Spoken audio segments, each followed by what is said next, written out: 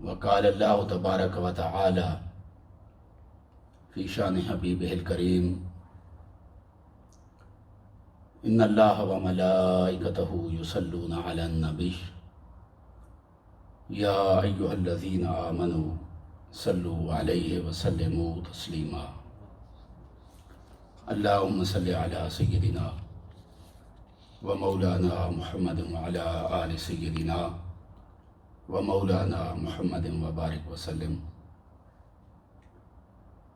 الصلاۃ والسلام علیکہ یا سیدی یا رسول اللہ وسلم علیکہ وعلی آلکہ واصحابکہ یا سیدی یا رحمت للعالمین۔ اللہ رب العزت کے فضل و احسان اور کرم سے نماز جمعہ کی ادائیگی کے لیے ہم جمع ہیں۔ اللہ رب العزت اپنی مقدس بارگاہ میں اسے شرف قبولیت عطا فرمائے اور ہمارے لیے اسے دارین کی سعادت اور برکت کا ذریعہ بنائے۔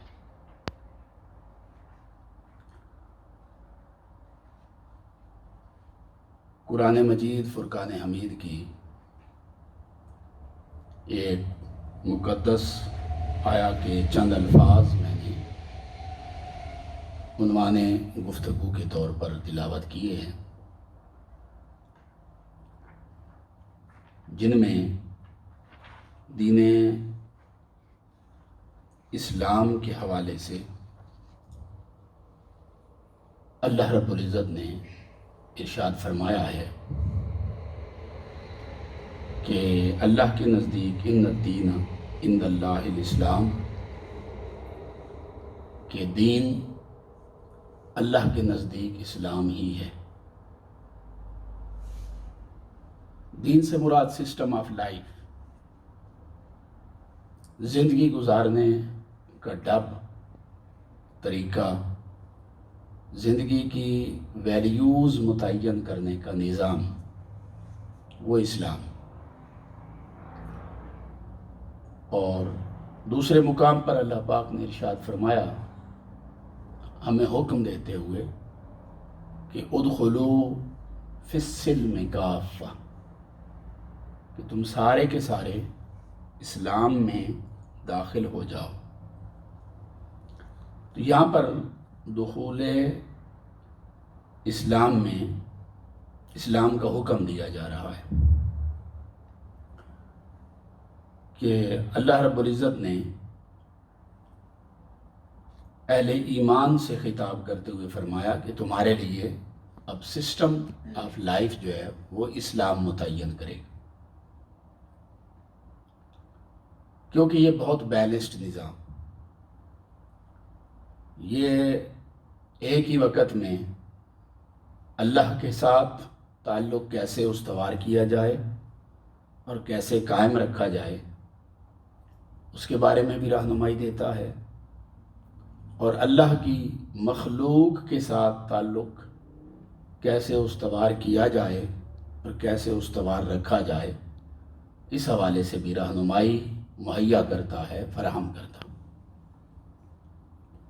پھر یہ انسان کی زندگی کے جتنے بھی پہلو ہیں ہر ایک پہلو کے بارے میں رہنمائی دیتا ہے، چاہے انسان کی زندگی کا انفرادی پہلو ہو، انڈیویجول ایسپیکٹ ہو، یا انسان کی زندگی کا کولیکٹیو ایسپیکٹ ہو، سوشل لائف کے بارے میں مکمل رہنمائی اسلام دیتا ہے۔ ایک گھر کے اندر زندگی کیسے گزارنی ہے اور گھر سے باہر معاشرے میں زندگی کیسے گزارنی، اس کے بارے میں ہر قسم کی رہنمائی مہیا کرتا۔ پھر معاشرے سے نکل کر قومی سطح پر آپ کی زندگی کیسی ہو، اس کی بنیاد کیا ہو، اس کے بارے میں رہنمائی دیتا ہے۔ اور پھر قومی سے بڑھ کر بین الاقوامی سطح پر دوسری قومیں ہیں، دوسرے مذاہب کے لوگ ہیں جو غیر مسلم ہیں، ان کے ساتھ ایک مسلم سٹیٹ کا ریلیشن کیا ہو، اسلامی ریاست کا تعلق ان کے ساتھ کیسا ہو، کس نوعیت کا ہو، اس کی جتنی بھی حدود ہیں اور لمیٹیشنز ہیں، اس کے بارے میں جتنی بھی ہدایات ہیں، جو بھی رہنمائی ہے، وہ اللہ رب العزت نے اور آقا علیہ السلام نے اپنی حدیث مبارکہ میں اور اللہ پاک نے قرآن مجید میں بڑی تفصیل کے ساتھ بیان کر دی۔ اس کا مطلب یہ ہوا کہ اسلام وہ دین ہے جو ایک فرد کی، ایک شخص کی انڈیویجول لائف پر بھی مکمل گائیڈ کرتا ہے، اس کی کولیکٹیو سوشل لائف کے بارے میں بھی ہر قسم کی رہنمائی دیتا ہے، نیشنل لائف کے بارے میں بھی رہنمائی دیتا ہے، اور انٹرنیشنل لائف کے بارے میں بھی رہنمائی دیتا ہے۔ پھر انسان کی اسپریچول لائف کیسے ہو، اس کی ریلیجیس لائف کیسے ہو، مذہبی زندگی کیسی ہو، روحانی زندگی کیسی ہو، معاشرتی زندگی کیسی ہو، معاش کیسے کمائے، معاش میں اخلاقیات کا کیا کنسیپٹ ہے، حلال حرام کا کیا کنسیپٹ ہے، رزق کب حلال ہے کب حرام ہے، اس کے بارے میں بھی تفصیلات ساری کی ساری عطا کرتا۔ اسی طرح رائٹس اینڈ اوبلیگیشنز، حقوق اور فرائض کا پورا چارٹ عطا کرتا۔ آپ کے حقوق کیا ہیں، آپ کے فرائض کیا ہیں، آپ کے حقوق کیا ہیں جو اللہ کے فرض ہیں، اور اللہ کے حقوق کیا ہیں جو آپ پر فرض ہیں، آپ کے حقوق کیا ہیں جو آپ کے ارد گرد رہنے والے معاشرے کے دوسرے افراد کے لیے فرض ہیں، اور ان کے حقوق کیا ہیں جو آپ پر فرض ہیں۔ اس کے بارے میں بھی تفصیلاً رہنمائی دیتا ہے، اور انسان کو مرد مرتضیٰ اور پسندیدہ شخص بنا کر اللہ رب العزت کی طرف لوٹنے کا ایک پورا سٹرکچر اور نظام اور سسٹم یہ اسلام عطا کرتا ہے۔ اسلام سے پہلے دیگر مذاہب میں افراط اور تفریط پائی جاتی ہے۔ کچھ مذاہب یہ ہیں کہ اس میں کمال یہ ہے کہ آپ سوشل لائف سے کٹ جائیں اور جنگلوں میں نکل جائیں اور ہر وقت عبادات کریں، رہبانیت کی زندگی گزاریں، رہبانیت کی۔ کچھ مذاہب میں باقاعدہ اس چیز کی تعلیم، رہبانیت کی تعلیم،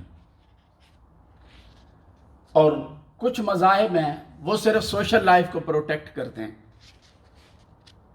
سوشلزم کی تعلیم دیتے ہیں، اور وہ انسان کی زندگی کا جو ریلیجس ایسپیکٹ ہے اور اسپریچول ایسپیکٹ ہے اور ٹرانسینڈنٹل ایسپیکٹ ہے اللہ کے ساتھ، تو اس کے حوالے سے کسی قسم کی کوئی رہنمائی ان مذاہب میں موجود نہیں۔ تو تفریط ہے۔ کسی جگہ پر آپ کو رہنمائی ملے گی تو وہ دنیا کے بارے میں تو ہر قسم کی رہنمائی ہے، آخرت کی زندگی کے بارے میں وہاں پر کویسچن مارک ہے، سائلنس۔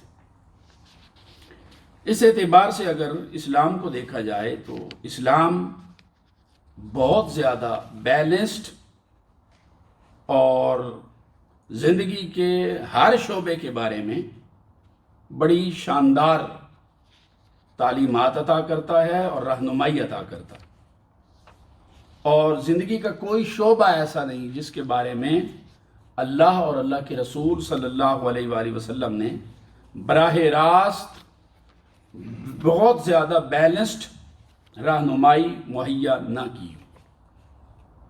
یہی وجہ ہے کہ اسلام بہت تیزی کے ساتھ ایک ایکسیپٹیبل ریلیجن اور دین کے طور پر دنیا کے اندر متعارف ہوا، اور بڑی تیزی کے ساتھ دوسرے مذاہب کے لوگوں نے اس کو ایکسیپٹ کیا، اس کو قبول کیا، اور اسلام کے دائرہ کے اندر داخل ہوئے۔ جب اسلام کی اس سطح پر بہت زیادہ پذیرائی شروع ہوئی تو ظاہر ہے یہ بہت سارے مذاہب کے لوگوں کے لیے ایکسیپٹیبل چیز نہیں تھی، لہذا اسلام کے اس بڑھتے ہوئے رجحان کو کاؤنٹر کرنے کے لیے پھر ایک سٹرگل مختلف مذاہب کے فالورز کے اندر سٹارٹ ہوئی۔ کہ اسلام کا یہ جو انفیوژن ہو رہا ہے اور یہ بڑی تیزی سے پھیل رہا ہے، اور لوگ اپنے روحانی مسائل میں، معاشرتی مسائل میں، اخلاقی مسائل میں، مذہبی اور دینی مسائل میں، اور ان کی انڈیویجول لائف میں اور کولیکٹیو لائف میں ان کو جو مسائل ہیں اس کے حل کے لیے اسلام کی طرف رجوع کرتے ہیں، اسلام کی تعلیمات کو سیکھنے لگ جاتے ہیں اور پھر بالآخر دائرہ اسلام میں داخل ہو جاتے ہیں۔ جب یہ چیز سٹارٹ ہوئی اور مسلمان جو ہیں وہ بہت زیادہ اسلام کے ممالک سے نکل کر غیر مسلم ممالک میں منتقل ہوئے، اسپیشلی 15ویں صدی میں، 14ویں 15ویں صدی میں تیزی کے ساتھ ابتداءً بھی یہ کام ہوا، لیکن اس وقت مسلمان ڈومیننٹ تھے، حکمران تھے، تو اسلام کی تعلیمات کے بارے میں نفرت پیدا کرنے کی کوئی کوشش نہیں کی گئی۔ اسلام کو سیکھا گیا، بکس کی ٹرانسلیشن ہوئی، سارا کچھ ہوا، مگر 15ویں صدی میں جا کر اسلام کو کاؤنٹر کرنے کے لیے باقاعدہ طور پر استشراق کی تحریک چلی، اورینٹلسٹس اٹھے۔ یہ جو اورینٹلسٹ تھے، غیر مسلم رائٹرز اینڈ اسکالرز، جنہوں نے اسلام کو اسٹڈی کیا اور اسلام کا مطالعہ کیا اور کوشش کی کہ اسلام کے یہ جو تیزی کے ساتھ پھیلاؤ ہو رہا ہے اس کو روکنے کے لیے اسلام کی تعلیمات پر کرٹیسائز کریں، تو بیسیکلی 3 طرح کے اورینٹلسٹ جو ہیں وہ سامنے آئے۔ ایک تو وہ تھے جن کو ہم کرسچین ہیریٹیج کہتے ہیں، عیسائی مستشرقین تھے، اور ان کا بنیادی مقصد یہ تھا، وہ یہ سمجھتے تھے کہ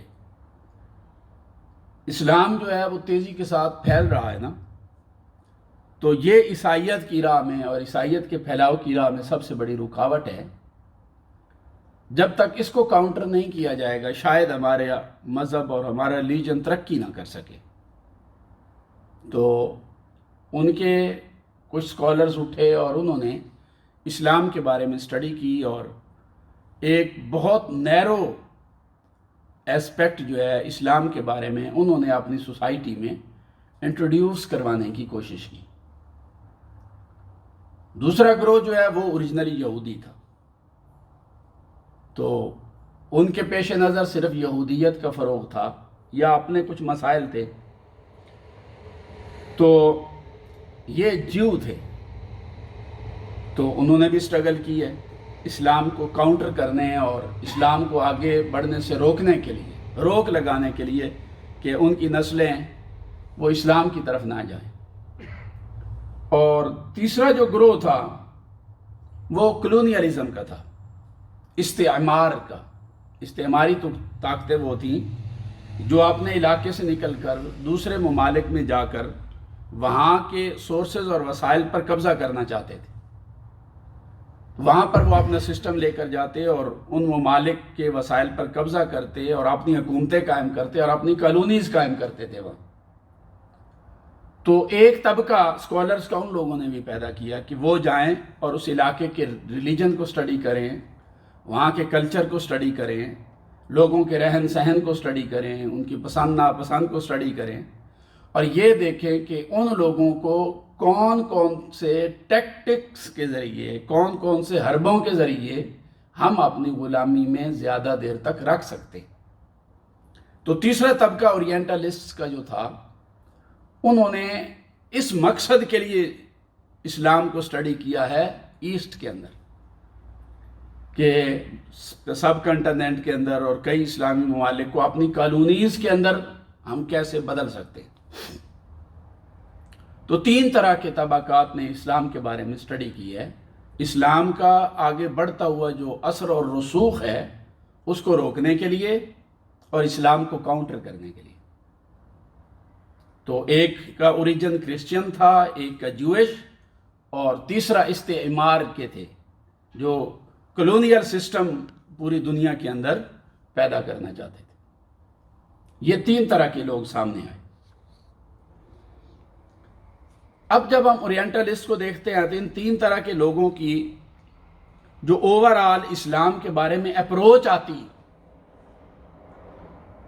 ان میں سے سب سے پہلا گروہ وہ ہے جو 6 قسم کی اپروچز ہیں ان کی، یہ جو اورینٹلسٹ ہیں جنہوں نے اسلام کو سٹڈی کیا اور اسلام کو آگے بڑھنے سے روکنے کے لیے کاؤنٹر کرنے کی کوشش کی، مختلف ایلیگیشنز لگائیں، پیغمبر اسلام صلی اللہ علیہ وآلہ وسلم پر ایلیگیشنز لگائیں، قرآن مجید پر ایلیگیشنز لگائیں، حضور علیہ السلام کی سیرت طیبہ پر ایلیگیشنز لگائیں، اسلام کی تاریخ اور ہسٹری پر ایلیگیشنز لگائیں، اسلام کا تصوف اور روحانیت پر ایلیگیشنز لگائیں، کمپائلیشن آف حدیث کا لٹریچر اس پر ایلیگیشنز لگائیں، اسلام کے قانون پر ایلیگیشنز لگائیں۔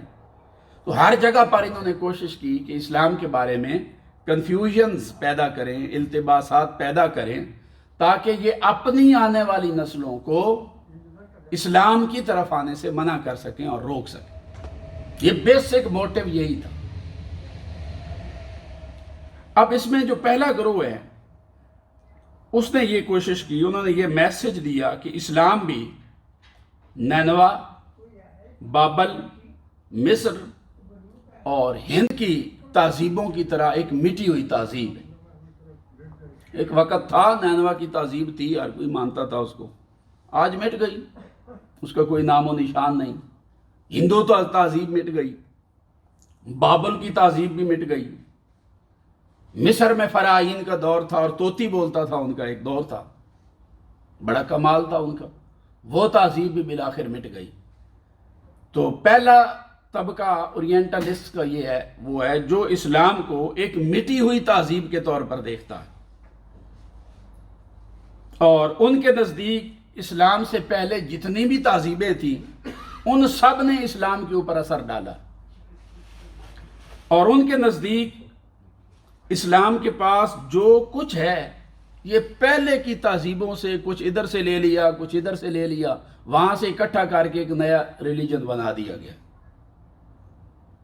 یعنی یہ پہلا طبقہ، اس کی ٹوٹل اپروچ یہ ہے، کوئی وحی وغیرہ نہیں آئی، یہ خود قرآن بھی خود لکھا گیا، گھڑا گیا، اور اسلام کی روحانیت بھی اپنی نہیں ہے، اسلام کا کلچر بھی اپنا نہیں ہے، اسلام کا قانون بھی اپنا نہیں ہے، اسلام کی تہذیب بھی اپنی نہیں ہے۔ مسلمانوں کی معاشرتی زندگی، معاشی زندگی میں یہ جو کچھ کرتے ان کا اپنا کچھ ہے ہی نہیں، یہ کچھ بابل سے لے لیا، کچھ مصر سے لے لیا، کچھ ہندو تہذیب سے لے لیا، کچھ کرسچینٹی سے لے لیا، کوئی یہودیت سے لے لیا، اور سارا ملا کے ایک دین بنا دیا۔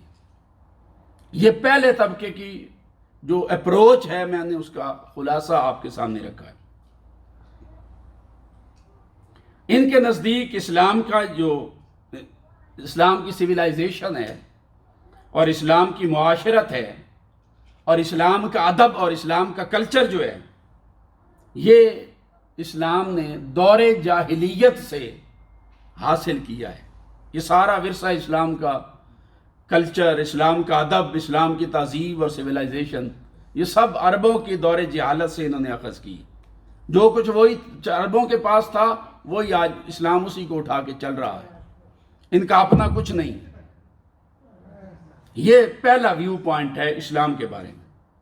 پھر یہ کہتے ہیں کہ اسلام کی جو فلسفی، فلسفہ، اسلام کی حکمت، یہ سارا کچھ مسلمانوں نے گریک فلسفی سے اخذ کیا ہے، یونانی فلسفے سے نکالا ہے، ان کا اپنا کچھ نہیں۔ پھر یہ کہتے ہیں کہ اسلام کا جو لا ہے اور فقہ، جورسپروڈنس اینڈ اسلامک لا، یہ مسلمانوں نے رومن لا سے لیا، روم کا قانون تھا، انہوں نے وہاں سے لیا۔ پھر یہ کہتے ہیں کہ اسلام کی روحانیت، اسپرچویلٹی، ایتھکس، اخلاقیات اور آداب، یہ مسلمانوں نے عیسائیوں کے تصوف سے لیا ہے، عیسائیوں سے لیا۔ اور ان کے نزدیک اسلام کی تہذیب، کلچر، روحانیت، قانون اور اخلاق وغیرہ کچھ بھی مسلمانوں کا اپنا نہیں، یہ سارا کچھ دوسری تہذیبوں سے ادھار لیا گیا۔ یہ پہلا طبقہ ہے اورینٹلسٹ کا۔ جنہوں نے اسلام کی سٹڈی کی، اور ان کا مقصد یہ تھا کہ وہ آگے میسج یہ کنوے کریں اپنی آنے والی نسلوں کو کہ اسلام کے پاس اپنا ہے ہی کچھ نہیں۔ مسلمانوں کی جو فقہ دیکھتے ہو انہوں نے رومن سے لی ہے، مسلمانوں میں روحانیت دیکھتے ہو انہوں نے عیسائیوں سے لی ہے۔ اب آپ تو یہاں پر رہتے ہیں، ان سوسائٹیز میں رہتے ہیں اور کئی سالوں سے رہ رہے ہیں، تو ایک عام بچہ بھی 1 منٹ میں انالائز کر لیتا ہے کہ اسلام کی روحانیت کا کرسچینٹی کی روحانیت سے کیا کنسرن ہے، اسلام کے قانون کا ان کے قانون سے کیا موازنہ ہے۔ ایک بچہ بھی اس چیز کو انالائز کر لیتا ہے، مگر کتابیں لکھی گئیں اور آج کے دن تک یورپ میں وہ باقاعدہ یونیورسٹیز میں پڑھائی جاتی ہیں، ان پہ تحقیق کی جاتی ہے۔ دوسرا گروہ یہ مسیحی مبلغین کا تھا، اور تیسرا گروہ یہودی مبلغین کا۔ پھر میں نے بتایا اس میں استعمار کے لوگ تھے، استعمار پرستی، کالونیل سسٹم دنیا کے اندر قائم رہے، اس کے لیے سٹرگل کرنے والے تھے، یہ چوتھا گروہ تھا۔ اور ایک گروہ ان کے اندر ایسا بھی تھا اورینٹلسٹ کے اندر کہ یہ یہودیوں اور عیسائیوں کو مسلمانوں کے خلاف اکسانے والا ہے۔ وہ خود یہودیت کو بھی نہیں مانتا، عیسائیت کو بھی نہیں مانتا، ان کے اپنے موٹیوز ہیں، پولیٹیکل موٹیوز ہیں، اپنے ایجنڈاز ہیں، گولز ہیں، اس کو حاصل کرنے کے لیے وہ دوسرے مذاہب کو اسلام کے خلاف اکساتا ہے۔ اسی طرح ان کا ایک گروہ ہے کہ ان کا مقصد یہ ہے کہ قیادت عیسائیوں کے پاس رہے دنیا میں، مگر جہاں بھی قربانی دینا پڑے قربانی مسلمان دیں، لڑے وہ، مگر قیادت ان کے ہاتھ سے نہ جائے۔ بیسیکلی یہ 6 قسم کے ان کے آگے گروپس ہیں اور گروہ ہیں جو ایگزسٹ کرتے ہیں اور دنیا میں اسلام کے بارے میں کنفیوژنز اینڈ ڈس انڈرسٹینڈنگز پھیلاتے۔ تو آغاز اورینٹلزم کا وہ تھیوریٹیکل سٹڈی سے ہوا تھا، کتابیں پڑھیں اور ایسا لٹریچر پروموٹ کریں اسلام کے بارے میں کہ آنے والی نسلیں اس کو پڑھ کر خود بخود مسلمانوں سے نفرت کریں۔ یہ ایک فیز تھا جو 15ویں صدی میں بالخصوص شروع ہوا۔ پھر 18ویں اور 19ویں صدی میں آ کر، اب 15ویں صدی میں جب یہ چیزیں شروع ہوئیں تو ایک بڑا بائسڈ قسم کا لٹریچر جو ہے وہ انٹروڈیوس کروایا گیا اسلام کے بارے میں، جس کی اپروچ موجودہ یونیورسٹیز بھی جو تحقیق کا سٹینڈرڈ متعین کرتی ہیں اس کے اوپر کسی طرح سے پورا نہیں اترتا تھا۔ جیسے اگناز گولڈزیئر ہے، اس کا لٹریچر ہے، محمدن لا ہے، اسی طرح اس کا شاگرد ہے جوزف شاخت، اس کا پروموٹ کردہ لٹریچر ہے۔ پھر آگے آربری ہے، پروفیسر ہیٹی ہے، اور جتنے بھی آگے ان کے آگے آ رہے ہیں، میں ان کی آگے ٹائم پہ جا کے ان پہ بات کریں گے انشاءاللہ۔ تو انہوں نے جو اسلام کی سٹڈی کی وہ بائسڈ سٹڈی تھی، وہ اسلام کی تاریخ سے صحیح طرح سے واقف نہ تھے، عربی زبان سے واقف نہ تھے، عربی زبان کی باریکیوں سے واقف نہ تھے، لہٰذا انہوں نے اپنے سطحی علم کے ذریعے جو رائے قرآن کے بارے میں دی وہ رائے درست نہیں تھی، جو رائے حدیث کے بارے میں دی وہ رائے درست نہیں تھی، اسی طرح جو فقہ، تصوف، قانون کے بارے میں دی وہ بھی رائے درست نہیں تھی۔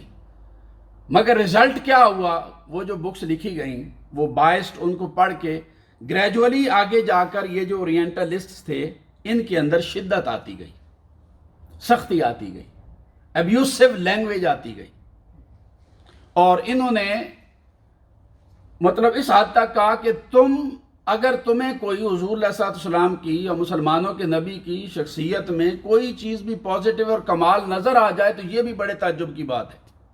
میں کہا ان کے جو چیز مخالف لکھو گے ان کے، وہ ہر چیز ان میں پائی جاتی۔ اپروچ یہ تھی ان کی حضور علیہ السلام کے بارے میں۔ جب ہمارے پیغمبر کے بارے میں اپروچ یہ ہے تو اندازہ کر لیں قرآن کے بارے میں اپروچ کیا ہوگی، اور حدیث نبوی کے بارے میں اپروچ کیا ہوگی، ہماری لٹریچر اور پورے ہمارے ریلیجن کے بارے میں ان کی اپروچ کیا ہو۔ لہٰذا ان کے جو لٹریچر آیا، بعد ازاں پھر مسلمان سکولرز آگے بڑھے، انہوں نے ان کی کتابیں پڑھی، اور کتابیں پڑھ کر انہوں نے جہاں جہاں انہوں نے منافقت کی تھی وہ ساری کھول کے سامنے رکھ لی۔ ان کی ساری کتابوں کا خوب آپریشن کیا، اور ہمارے ہاں تو ایسے اسکالرز بھی ہیں کہ جنہوں نے کوشش کی ہے کہ ان کو اجازت دی جائے کہ اگناس، گولڈزیئر اور یہ جو اورینٹلسٹ تھے پہلی کیٹیگری کے، وہ ان کی تحقیقات پر کرٹیسائز کریں ان کی یونیورسٹیز میں. ان کو پرمیشن ہی نہیں دی گئی، ان کو اجازت نہیں ملی. جیسے فجر الاسلام کے مصنف ہیں، انہوں نے کوشش کی ہے، اور کئی لوگ ہیں. ڈاکٹر حمید اللہ نے بڑی کوشش کی، اسٹرگل کی، مگر نہیں، اجازت نہیں دی گئی. نہیں جی، یہ بڑے مقدس لوگ تھے، آپ ان پہ کرٹیسائز نہیں کر سکتے. یعنی اپروچ یہ تھی.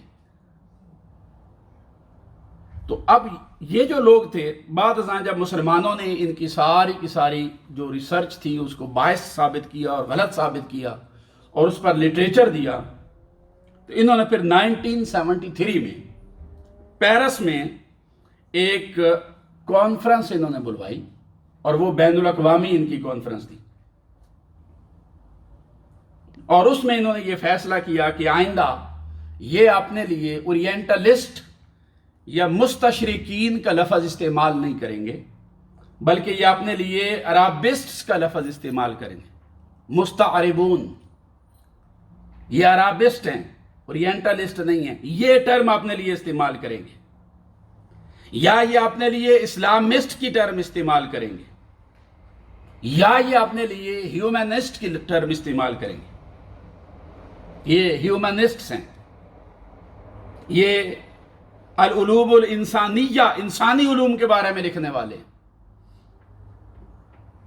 اور اس کے انڈر پھر اس کانفرنس کے بعد انہوں نے یونیورسٹیز میں ایریا آف اسٹڈی ایکسپرٹس کے باقاعدہ اور کمپیریٹیو اسٹڈی آف ریلیجنس کے باقاعدہ طور پر مختلف یونیورسٹیز میں انہوں نے برانچز بھی پھر قائم کر دی. یہی وجہ ہے کہ امریکی مستشرق جان لی ایسپوسیٹو، ہمارے لیے تو یہ کوئی ڈھکا چھپا نام نہیں ہے. جان لی ایسپوسیٹو یہ وہ شخص ہے جس نے حضور سیدی شیخ الاسلام کا جو فتویٰ ہے اس کا ابتدائیہ بھی لکھا ہے، اور یہ ماڈریٹ ہے. یعنی جن لوگوں نے شدت پسندی پر پہلے لکھا تھا، یہ ابھی آ کر پھر 19ویں صدی میں جب مسلمانوں کی کرٹیسائز آئی بہت زیادہ ان کی کتابوں پر اور ان کی غلطیاں پکڑی، تو پھر ایک معتدل طبقہ بھی ان کے اندر آیا. وہ اس نے بھی یہ کہا ہے کہ وہ یہ پسند نہیں کرتا کہ اس کو اورینٹلسٹ کے نام سے پکارا جائے. یہ جو لوگ تھے اورینٹلسٹ وغیرہ، ان کے اپنے کافی سارے موٹیوز تھے اور ان کے اپنے آبجیکٹس تھے. ان کے تاریخی موٹیوز بھی تھے، ہسٹوریکل موٹیوز بھی تھے، ان کے ریلیجس موٹیوز بھی تھے، ان کے امپیریلسٹک موٹیوز بھی تھے. تاریخی محرکات تو یہ تھے کہ وقتاً فوقتاً مسلمانوں اور عیسائیوں کے درمیان مختلف انٹلیکچول بیسس کے اوپر بھی مکالمے بھی ہوتے تھے اور جنگیں بھی ہوئی ہیں. کروسیڈ وارز وغیرہ اسی کا حصہ تھی. تو ہسٹوریکل موٹیو تو یہ تھا کہ کرسچنز میں سے ایک طبقہ آگے آیا اور انہوں نے اسلام کو سٹڈی کیا اور کرٹیکل سٹڈی کی. تو اس کے یہ موٹیوز تھے کہ جنگیں ہو چکی تھیں اور وہ چاہتے تھے کہ کس طریقے سے اسلام کو سمجھا جائے، مسلمانوں کو سمجھا جائے، ان کی نفسیات کو سمجھا جائے اور ان کو کاؤنٹر کیا جائے. اسی طرح دینی محرکات تھے، اور ریلیجس موٹیوز یہ تھے کہ بہت بڑی تعداد جو چرچے سے متعلق تھی، ان کی یہ ذمہ داری تھی کہ وہ اسلام کی تعلیمات کو مسخ کریں اور آنے والی نسلوں کو مسلمان ہونے سے روکیں اور مسلمانوں کے لٹریچر، کتاب اور سنت حدیث کے بارے میں شک پیدا کریں. قرآن کے بارے میں شک پیدا کرنا، حضور علیہ السلام کی سیرت طیبہ پر کیچڑ اچھالنا، یہ موٹیوز تھے. آج کے دن تک آپ کو پتہ ہے قرآن مجید کے بارے میں نفرت کا اظہار کرتے ہیں، ورق پھاڑتے ہیں، تھوکتے ہیں، جلاتے ہیں. یہ سڈنلی تو نہیں ہو رہا، اچانک تو نہیں ہو رہا نا. اور یہ جو بھی ہیٹ سپیچ دی جا رہی ہے اور نفرت کا اظہار کیا جا رہا ہے اور 2 ارب کے قریب مسلمانوں کی دل آزاری کی جا رہی ہے اور مسلمانوں کو اسپرچولی ٹارچر کیا جا رہا ہے، مسلمانوں کو مینٹلی ٹارچر کیا جا رہا ہے، اذیت دی جا رہی ہے، تکلیف دی جا رہی ہے، اس ٹارچر کو، اس اذیت کو، اس تکلیف کو آپ اترنگ فری ہیٹ تو نہیں کہہ سکتے. آپ ہیٹ سپیچ کو فری سپیچ نہیں کہہ سکتے. ہیٹ سپیچ از اے ہیٹ سپیچ. نفرت کا پھیلانا، کدورت کا پھیلانا، شدت پسندی کا پھیلانا، ایکسٹریمسٹ ویوز کو پبلک پلیسز پہ آ کے عام کرنا اور کہنا کہ یہ فری سپیچ ہے، نہیں، یہ فری سپیچ نہیں ہے، یہ ہیٹ سپیچ ہے. یہ مسلمانوں کے جذبات کو مجروح کرنا ہے، مسلمانوں کے نبی کے حوالے سے جذبات کو مجروح کرنا، اور مسلمانوں کی جو اہلی مقدس کتاب ہے قرآن مجید، اس کے حوالے سے جذبات کو مجروح کرنا. اور اس کی میں نے کہا برانچز ہیں آگے، پھر بیسز ہیں، آپ پیچھے چلے جائیں آپ کو نظر آتے ہیں. اب ان حالات کے اندر یہ جو کچھ لوگ یہ کر رہے ہیں، ان کے اب بھی موٹیوز ہیں، پولیٹیکل موٹیوز ہیں، ان کے ایکیڈیمک موٹیوز ہو سکتے ہیں، دین اسلام کی تعلیمات کو مسخ کرنا، مسلمانوں کے بارے میں نفرت پیدا کرنا، کدورت پیدا کرنا. وجہ کیا ہے؟ اسلاموفوبیا جو ہے، اس کے اسباب کیا ہیں؟ یہ کیوں پھیل رہا ہے، بڑھ رہا ہے؟ مسلمان تو پیسفلی یہاں پر رہ رہے ہیں. ہم نے تو نہیں دیکھا کبھی کسی مسلمان نے یہاں کی اسٹیٹ کی ریٹ کو چیلنج کیا ہو، کبھی نہیں کیا. یہاں کے قوانین کو ہاتھ میں لیا ہو، کبھی نہیں کیا. اور ہم اس کو جائز بھی نہیں سمجھتے. اسلام کے چہرے کو مسخ کرنے کے لیے یہ جو سٹرگل ہے، جب یہ کتابوں سے نکلی اور اس میں شدت آ گئی تو پھر اس کے پولیٹیکل اپنے موٹیوز آگے آ گئے. پھر کچھ لوگوں کو لانچ کیا گیا ایسیس کے نام پر، داعش کے نام پر، طالبان کے نام پر. ہم سمجھتے ہیں کہ ان کی تعلیمات کا کچھ لینا دینا نہیں ہے حضور علیہ السلام کی تعلیمات کے ساتھ. وہ سڈنلی ایمرج ہوئے. ان کی اسلام کے بارے میں کیا خدمات ہیں مسلمان تو جانتے ہی نہیں اس کو. یکدم ایسیس کا نام سامنے آیا، ہم نے تو پہلے کبھی ان کا نام بھی نہیں سنا. وہ ایک اسلامک اسٹیٹ بن گئی. ان کے سورسز کہاں سے آ رہے ہیں، وسائل کہاں سے آ رہے ہیں، ان کو لیٹسٹ ماڈرن اسلحہ کہاں سے مل رہا ہے. پھر انہوں نے اسلام کے لیے کیا کیا؟ کچھ بھی نہیں کیا. وہ تو مسجدوں کو تباہ کرنے والے ایسیس نے انبیاء علیہ السلام کے اور صحابہ کرام رضوان اللہ علیہم اجمعین اور مسلمانوں کے کتنے اکابرین کے مقابر اور مزارات کو تباہ کر دیے. تو ہم ان کو مسلمان سمجھتے ہیں؟ بالکل نہیں سمجھتے. وہ کون تھے؟ ان کو تو لانچ کیا گیا تھا تاکہ ان کی دہشت گردی دکھا کر اس کا لیبل مسلمانوں کے اوپر لگا دیا جائے اور اس کی کالک مسلمانوں کے چہرے پر ملی جائے. الحمدللہ پوری دنیا میں جب وہ آئے تو مسلمان اسکالرز یورپ میں، دنیا میں آگے آئے. انہوں نے کہا نہیں، اسلام پیسفل ریلیجن ہے، ہمارا دہشت گردی کے ساتھ کوئی کنسرن نہیں. ہم تو ایک دوسرے کو 10 بار بھی 1000 بار بھی روز ملے تو ہم تو السلام علیکم، پیس بی اپان یو کہہ کر اپنی ملاقات کا آغاز کرنے والے لوگ ہیں. اسلام کی تو یہ تعلیمات ہیں. اسلام تو اپنے غیر مسلم شہری کو بھی برابر کے حقوق دیتا ہے. حضور علیہ الصلوۃ والسلام نے اپنی ریاست مدینہ کے اندر رہنے والے غیر مسلموں کو فرمایا تھا کہ تمہارے خون کی وہی حرمت ہے جو ایک کسی مسلمان کے خون کی حرمت ہے. برابر ہے، ایکویلٹی ہے. اسلام ایکویلٹی کو پروموٹ کرتا ہے. مذہب کی بنیاد پر اس طرح سے نفرتوں کو، دورتوں کو پروموٹ نہیں کرتا. اسلام لا اکراہ فی الدین کو پروموٹ کرتا ہے. دین کے اندر کسی قسم کی کوئی خواہشین نہیں ہے، زبردستی نہیں ہے، جبر نہیں ہے. آپ زبردستی نہیں کر سکتے. اسلام ہر بندے کو چوائس آف ریلیجن کی آزادی دیتا ہے، freedom of choice of religion. اور قرآن مجید میں مستقل صورت ہے، قل یا ایھا الکافرون، اے کافرو، لا اعبد ما تعبدون، میں اس کی عبادت نہیں کرتا جس کی تم کرتے ہو. ولا انتم عابدون ما اعبد، اور نہ تم اس کی عبادت کرنے والے ہو جس کی میں کرتا ہوں. ولا انا عابد ما عبدتم، نہ میں ہرگز اس کی عبادت کروں گا جس کی تم کرتے ہو. ڈسینٹ آ گیا نا، اختلاف آ گیا. تمہارا خدا اور میرا اور. तुम बुतों के पुजारी, मैं वहदहू ला शरीक का पुजारी। कुरान मुशरिकीन को कह रहा है, कुफार को कह रहा है। इतना बड़ा डिसेंट आ गया, इख्तिलाफ आ गया, तुम्हारा खुदा और मेरा और है। अब इसका सलूशन क्या है? क्या लड़ाई शुरू करें, झगड़ा शुरू कर दें? कुरान कहता नहीं, लकुम दीनुकुम वलिय दीन, तुम्हारे लिए तुम्हारा दीन है और मेरे लिए मेरा दीन है। ला इकराह फिद्दीन कद तबय्यन रुश्द मिनल गय, कुरान ने कहा कि रुश्द और हिदायत का रास्ता वो गुमराही के रास्ते से जुदा हो गया। मन शाअ फलयुमिन व मन शाअ फलयकफुर, जो चाहता है ईमान ले आए और जो नहीं चाहता ना लेकर आए, कुफर पर रहे, खुद भुगतेगा। लिहाजा जबरदस्ती नहीं, दीन के मामलात में इस्लाम तो ये प्रमोट कर रहा है, इस्लाम की तालीमात तो ये है। जब एक्चुअल पिक्चर इस्लाम की तालीमात के बारे में यूनिवर्सिटीज़ के स्टूडेंट्स के सामने जाती है और वो स्टडी करते हैं, लिटरेचर पढ़ते हैं, कुरान पढ़ते हैं, वो कहते हैं हमें क्या बताया गया था और ये क्या है। अब उस चीज़ का कोई हल कोई नहीं, जवाब कोई नहीं। अब इस्लाम का रास्ता रोकने के लिए जो भी किताबों के सफ़हात काले किए गए, उन्होंने आज वर्क करना छोड़ दिया, वो अनइफेक्टिव हो गए।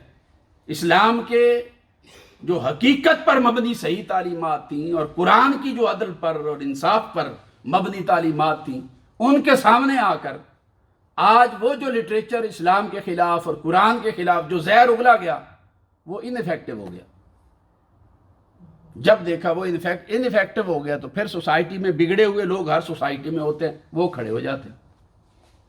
वो फिर फ्री स्पीच के नाम पर हेट स्पीच देंगे, जहर उगलेंगे, गाली गलोच करेंगे, सब शितम करेंगे, बकवासियात करेंगे, नाजायज बोलेंगे, गलत बोलेंगे और नफरत का इजहार करेंगे।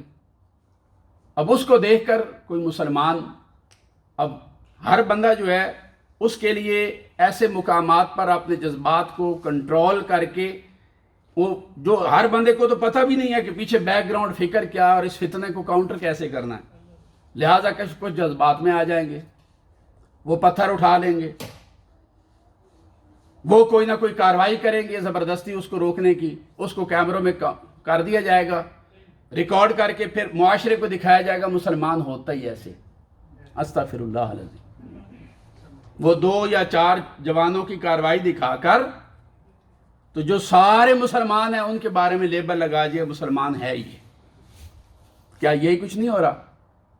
ये मीडिया वार का दौर है और इस्लाम के खिलाफ मनसूबा बंदी के तहत इस्लामोफोबिया जो है ना, ये मर्ज बहुत फैल रहा और हेट स्पीच दी जा रही है। हम ये गुजारिश करते हैं कि खुदारा अमन और अमान को कायम रखा जाए और इसके ऊपर कानून साजी की जाए। हेट स्पीच उसको हम फ्री स्पीच के हक में आप बोले, लेकिन दुनिया में किसी भी जगह पर अल्टीमेट कंसेप्ट ऑफ फ्रीडम नहीं पाया जाता। हर फ्रीडम की एक ग्रेन से होती है, एक हद है। अब मेरी फ्रीडम ये तकाजा करती है कि मैं जोर से घूंसा मार दूं किसी के मुंह पर, ये मेरा दिल चाहता है जी। मेरी आज़ादी का तकाजा, मैं जो जी चाहे करूं, तो मैं जो जी चाहे करूं, कर सकता हूं अपने दायरा कार के अंदर, जब तक कि दूसरे के लिए मैं खतरा नहीं। इसको इंटरनेशनल लॉ के अंदर जो लॉ ऑफ टॉर्ट्स पढ़ाए जाते हैं, लॉ ऑफ टॉर्ट्स, उसमें ट्रेसपास कहते हैं इसको, दूसरे के दायरा कार में मुदाखलत करना। और वो फिजिकल भी हो सकता है मुदाखलत, वो ज़बानी भी हो सकता है।